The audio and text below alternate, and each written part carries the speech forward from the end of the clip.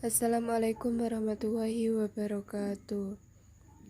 Perkenalkan, kami dari kelompok 7 yang beranggotakan Rika Elvana NIM 43, Novia Aya Sofia NIM 51, Hakimatul Lubab NIM 59, dan Imro'atus Sa'adah NIM 68. Di sini kami akan membahas mengenai histologi organ indera. Jadi ada 5 subbab yang akan kami bahas. Yang pertama ada indera peraba, kedua indera pembau, 3 indera pengecap, 4 indera penglihat, yang kelima indera pendengar. Langsung saja kita masuk pada subbab yang pertama, yaitu tentang indera peraba. Jadi di sini nanti akan dibahas mengenai reseptor yang ada di dalam kulit. Kulit merupakan organ sensorik tubuh yang lebih besar, memiliki beberapa jenis reseptor yang mendapatkan informasi dari lingkungan eksternal, yaitu reseptor mekanis berupa sentuhan, tekanan, dan getaran, suhu dan nyeri yang merupakan dari kerusakan mekanis dan kimiawi. Tidak seperti indera lain yang mengumpulkan reseptor dalam suatu organ, reseptor kulit tersebar melalui kulit tubuh, baik sebagai ujung syaraf bebas ataupun berkapsul. Bagian tubuh yang berbeda menunjukkan kepadatan reseptor yang berbeda. Mekanisme sensorik reseptor ini serupa. Input sensorik mengubah bentuk atau mempengaruhi membran syaraf sehingga potensial membran elektrokimia dimodifikasi. Dan ini akan diubah menjadi potensial aksi yang berjalan melalui serat syaraf ke badan syaraf. Dari badan syaraf, informasi akan dikirim ke sistem syaraf pusat. Reseptor kulit dapat diklasifikasikan berdasarkan lokasinya, jenis stimulus yang ditanggapinya, atau bagaimana keadaan ujung syarafnya. Ada 2 jenis, yang pertama yaitu ujung syaraf bebas dan syaraf berkapsul. Ujung syaraf bebas atau free never ending atau FNE, mereka adalah bagian akhir syaraf yang telanjang. Tidak dibungkus dengan mielin karena mielinisasi berhenti sebelum segmen akhir ini, atau dengan struktur lainnya. Mereka adalah jenis ujung syaraf yang paling umum dan paling sering ditemukan di kulit. Kebanyakan menyerupai akar halus tanaman. Mereka menembus dermis dan berakhir di stratum granulosum. FNE menyusup ke lapisan tengah dermis dan mengelilingi folikel rambut. Dapat berupa mekanoreseptor yaitu sentuhan, nosireseptor yaitu nyeri, dan termoreseptor yaitu suhu. Serta ujung syaraf bebas ini didistribusikan di epidermis dan dermis. Untuk gambarnya ada di sebelah kanan. Itu ada struktur dari kulit. Lalu yang bawah itu yang diperbesar itu adalah gambar dari ujung syaraf bebas yang bentuknya seperti serabut-serabut akar tanaman. Ujung syaraf bebas dapat dikaitkan dengan beberapa jenis sel. Misalnya, cakra Merkel adalah ujung bebas yang berbentuk cangkir untuk melapisi sebagian sel Merkel pada epidermis. Cakra Merkel adalah mekanoreseptor dengan sensitivitas yang tinggi dan adaptasi yang lambat terhadap rangsangan, sehingga dapat menginformasikan tentang rangsangan yang bertahan lama.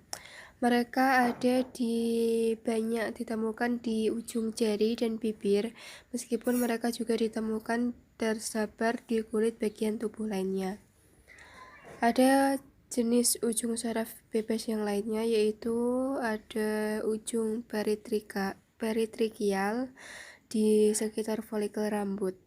Ujung peritrikial ini merupakan mekanoreseptor yang biasanya menunjukkan adaptasi yang cepat terhadap stimulus, yaitu mereka merespon perubahan stimulus, bahkan sedikit perubahan tetapi tidak terhadap stimulus berkelanjutan.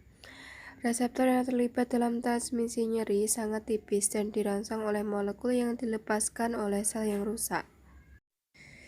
Jenis yang kedua yaitu reseptor berkapsul.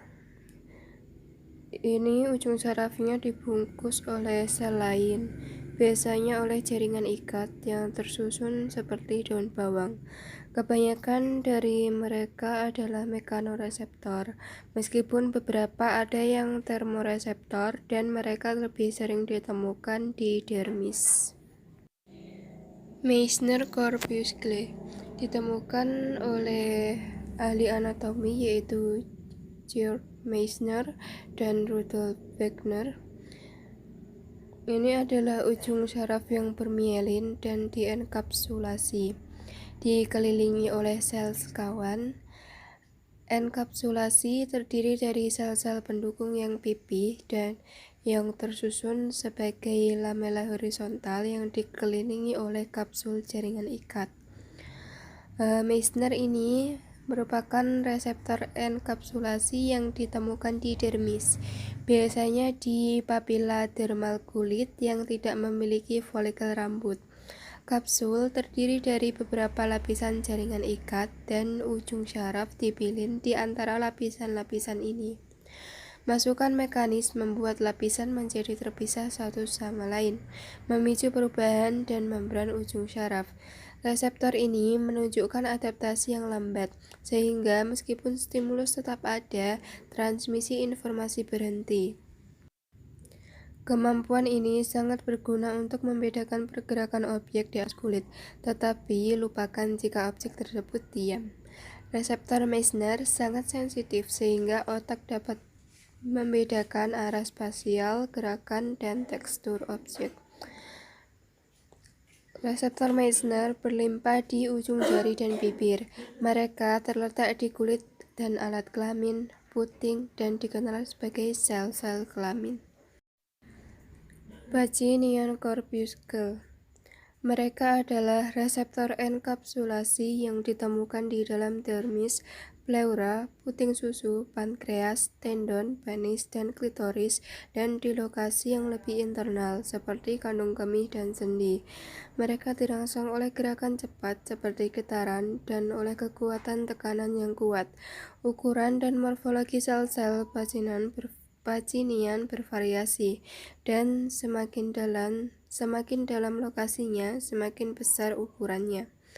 Sel-sel Golgi Mazzoni menunjukkan organisasi yang mirip dengan sel-sel Pacinian, tetapi mereka lebih sederhana dan terutama terletak di ujung jari. Ruffini corpuscle. Ini adalah reseptor yang dienkapsulasi yang ditemukan jauh di dalam kulit. Mereka menunjukkan adaptasi yang lambat, sehingga merespon rangsangan yang bertahan lama.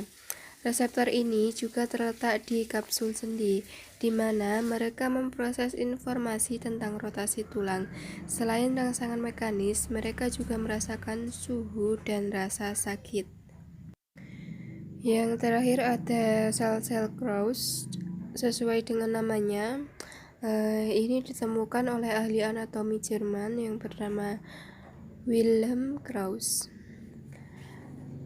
Sel-sel Krauss merupakan reseptor enkapsulasi yang ditemukan di dermis dan rongga mulut, di mana mereka merasakan tekanan dan suhu. Mereka menunjukkan adaptasi yang cepat.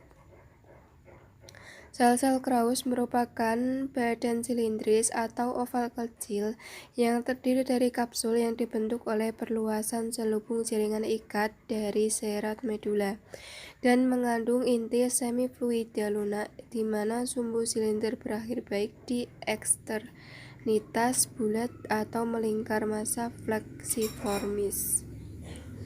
Untuk selanjutnya, ini adalah gambar dari seluruh organ-organ tadi.